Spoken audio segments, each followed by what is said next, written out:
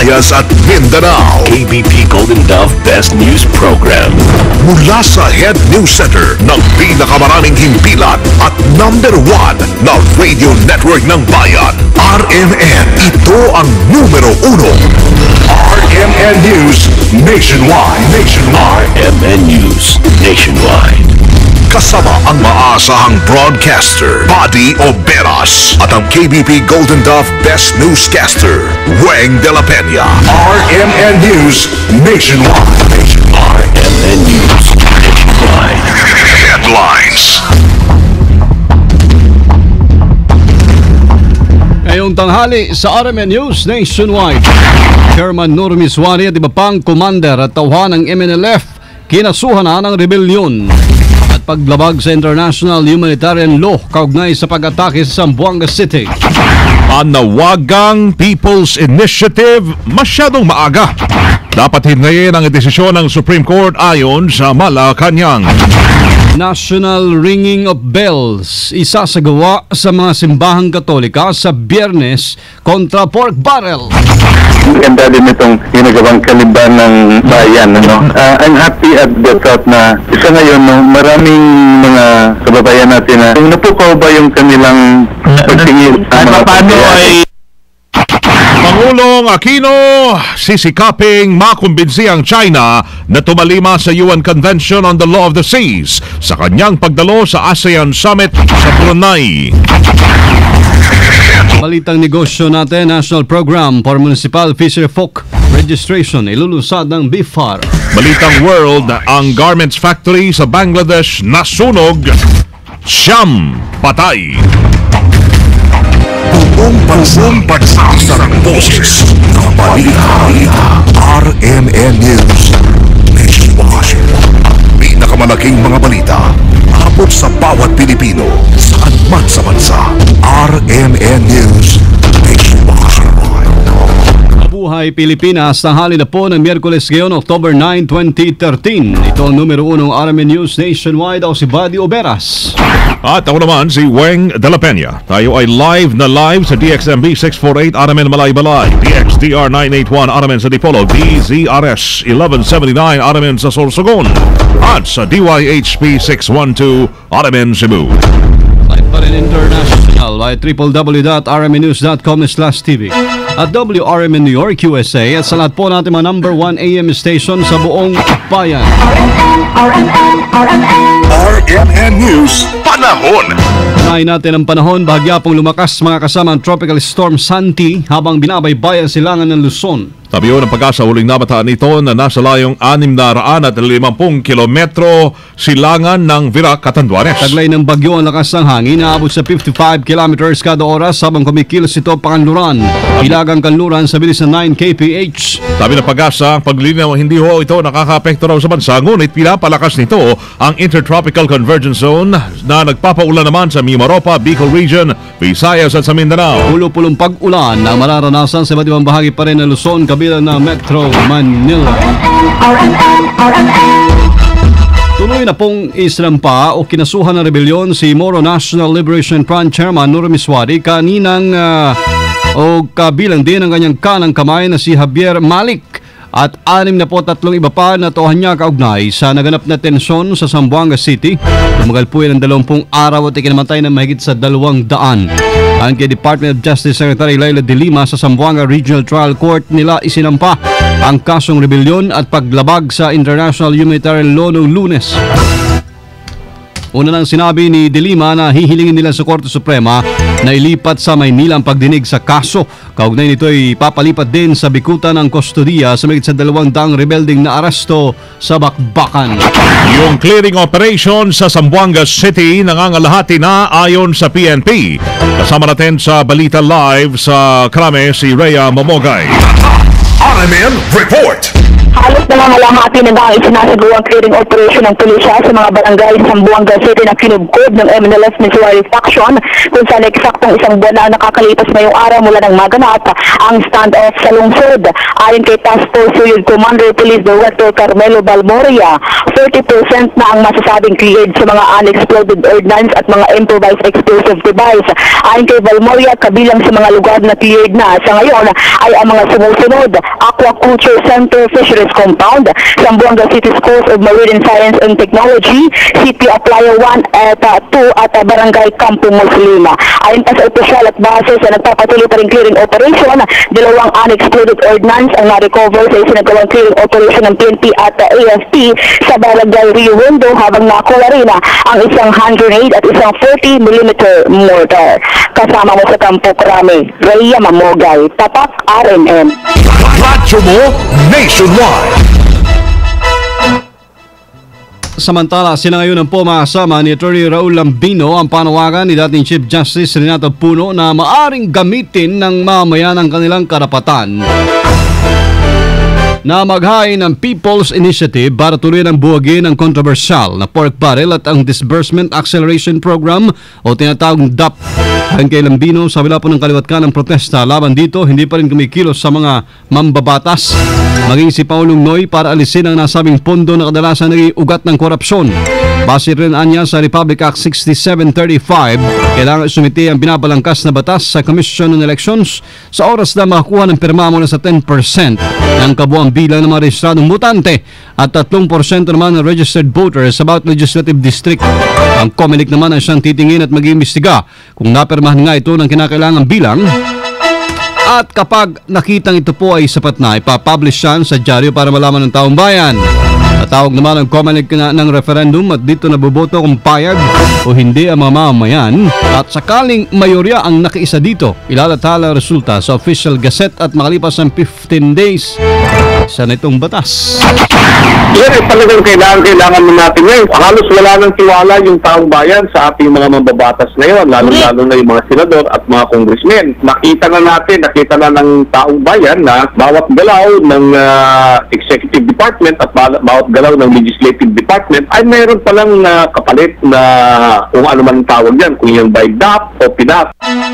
Ayon pa kay Lambino, pwede rin baguhin ng mamamayan ang sistema ng ating batas at maghalal ng mga panibagong mamuno sa pamamagitan ng tinatawag na People's Initiative. Itong mga issue ay naglalabasan ngayon at hindi pa rin umaaksyon ang Kongreso ng Pilipinas, at ang Malacanang naman ay patuloy na pinagtatakpan, nagtatakip ng kung ano-anong mga anomalyang nagsasalabasan ngayon, ay pwedeng buwagin kaagad na yung Kongreso at buwagin din yung Executive Department at magpanibagong eleksyon tayo ng mga leader. Ganun ang gusto nating sistemang pairalin sa bansa.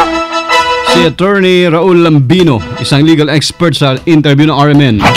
Wapilang Malacanang, naintayin muna ng mamamayan ang desisyon ng Supreme Court sa legalidad ng Priority Development Assistance Fund o PDAF bago tuluyang magsampa ng People's Initiative.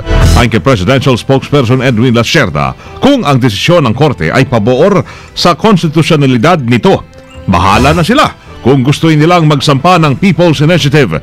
Posible din naman na ideklara ng Supreme Court na unconstitutional o labag sa batas ang PDAF.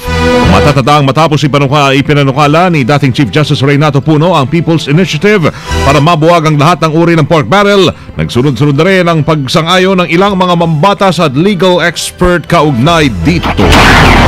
Tutunog ang mga kampana ng mga simbahan sa darating na Biyernes, Oktubre 11. Naglalayong gisingin ng pamahalang Aquino, kausapin pa rin ng Pork Barrel Fund at mga katiwalian sa gobyerno. Akbang nito ng Catholic Bishops Conference of the Philippines National Secretariat for Social Action ay pagpapatuloy ng kampanya laban sa lahat ng uri ng Pork Barrel Fund ng mga mambabatas at maging sa tanggapan po ng Pangulo. Ayon kay Manila Auxiliary Bishop Broderick Pabilio, ang magiging pinakabagong pagkilos kontra sa kontrobersyal na mga pondo at katiwalian sa gobyerno ay tatawagin pong National Ringing of Bells. Nalalawkan iba't ibang porsa mula sa simbahan. Sa interview naman ng RMN kay CBCP President at Cebu Archbishop Jose Palma, natutuwa ang kanilang hanay dahil unti-unti na rin tumatalab sa isip ng taong bayan na mga ginagawa nilang serye ng rally upang tutulan ang pork barrel. I'm happy at the thought na sa ngayon, no, maraming mga civil society, mga kababayan natin na magigising tayo sa mga nangyayari at we get involved. No? Kaya sa Cebu, yung marami kaming ginagawa na mga rally, no? Kasi sabi nga natin, ito yung pamamaraan para magising tayo at mag-involve sa nangyayari ngayon, no, sa DAP or sa PDAP, no, kung sa issue ng pork barrel. Sabi ko, kung magising tayo at importante din yung discernment, yung pinag-nilay-nilayan natin, pinag-aralan natin, pinagdarasal natin, ano ba yung nararapat na response sa mga bagay nito. Sasagawa po ang sabay-sabay ng pagpapatunog ng mga kampana sa iba't ibang simbahan sa bansa pagsapit na 1:00 ng hapon matapos sa isang misa sa may Santa Cruz Church sa Maynila. Matapos dumalo sa Asia-Pacific sa Economic Cooperation Summit sa Indonesia, nasa Brunei naman ngayon si Pangulong Noynoy Aquino para sa Association of Southeast Asian Nations o ASEAN Summit. Kakaroon ho ng dialogo sa pagitan ng ASEAN at China kung saan si Chinese Premier Li Keqiang ang kinatuman. Ayon sa report, sisikapin ng Pilipinas na mapapayag ang China na tumalima sa United Nations Convention on the Law of the Seas. At may sa ilalim sa panukalang joint statement pagkatapos ng ASEAN-China meeting. Susubukan din dito makabuo ng Code of Conduct na siya namang susundin ng lahat ng mga bansang nag-aagawan sa mga isla sa West Philippine Sea. Una ng kinontra ng China at ilang miyembro ng ASEAN na kaalyado nito ang naturang UNCLOS. Samantala, sinasabi naman na nasa Brunei na rin ang 3 Hong Kong journalists na sumugod kay Pinoy sa APEC Summit sa Bali na nagtanong kaugnay ng 2010 Manila hostage crisis. Matatandaang nagkausap naman ang Pangulo at ang Chief Executive ng Hong Kong na si Xi Leung sa APEC kung saan imbes na pagtalunan ng nasabing issue ay nagkasunod sila na isusulong pa ang malayang kalakalan sa mga umuunlad na bansa. Ang LP, tiwalang hindi naman uusad ang mga reklamo sa Pangulo. Kasama natin sa Balita Live, Conde Batak. RMN Report. Malaki ang tiwala ng Liberal Party na hindi susulong ang mga kasong sinasabing posibleng kaharapin ni Pinoy o ng Pangulong Aquino pagbaba nito sa pwesto. Paliwanag dito ni LP spokesperson at Marikina Representative Miro Quimbo na normal na rin para sa kahit sinong impeachable official ang maharap sa iba't ibang kaso pagkatapos ng termino nito. Duda pa ang LP na magtatagumpay ang mga isasampang reklamo laban kay Pinoy. Ang payag naman ng partido ay bilang reaksyon sa naging payag ni Senator Ralph Recto na maaaring maharap sa patong-patong na kasong kriminal si Pinoy pagkatapos ng kanyang termino kaugnay sa questionableng pag-account ng Malacanang sa mga pinagkagastusan ng bilyong pisong kita ng gobyerno mula sa Malampaya. Kasama mo mula sa Kamara, Conde Batak, Tatak RMN. Radyo mo, Nation. Ang Philippine Coast Guard pinalaan yung mga mangingisda na huwag munang pumalaot dahil sa bagyong Santi. Kasama natin sa Balita Live si Angel Ronquillo. RMN Report. Maagang ang pinayuhan ng Philippine Coast Guard ang mga maliliit na mangingisda na huwag na munang pumalaot sa karagatan lalo na't ganap ng pumasok sa Philippine Area of Responsibility ang bagyong Santi. Ayon kay Commander Arman Balilo, ang tagapagsalita ng Philippine Coast Guard, partikular na binabalaan ng mga mangingisda sa Central at Northern Luzon. Inalerto na rin anya ng Coast Guard ang kanilang distrito sa mga nabanggit na lugar lalo na sa mga posibleng bayuhin ng bagyo upang mahigpit na ipatupad ang kautosang huwag munang maglayag ang mga sasakyang pandagat. Pinapayuhan din ni Balilo ang mga mangingisda na huwag matigas ang ulo at huwag na magpumilit pa na pumalaot upang maiwasan ang anumang trahedya sa karagatan.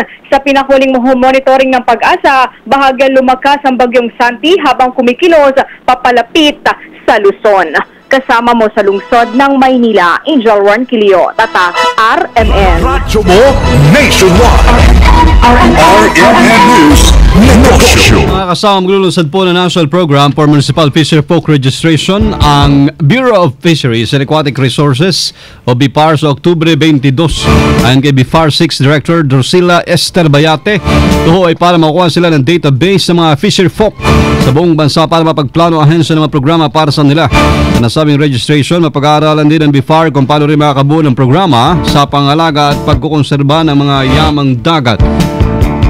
Ang kabilang sa mga fisher folk ay yung mga taong direkta o hindi direkta nangingisda at may trabaho may kaugnayan lamang sa pangisda tulad ng pagbenta at maging ang pagpoproseso ng huling yamang dagat. RMN News Abroad. Sa Bangladesh, hindi bababa sa 9 katao ang namatay matapos masunog ang isang factory ng mga damit sa bahagi ng Gazipur.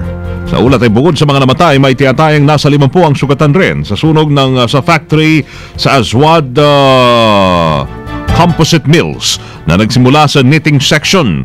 Inimbestigahan na ng mga otoridad ang sanhi ng apoy na yan. Sinasabing karamihan sa mga paggawa ng damit sa Bangladesh ay hindi pasok sa safety standards. Matatanda mahigit 1,000 ang namatay noong Abril lamang matapos namang mag-collapse ang isang building ng clothing factory, habang mahigit 100 naman ang namatay sa naganap na sunog sa isa pang factory noong Nobyembre noong nakaraang taon.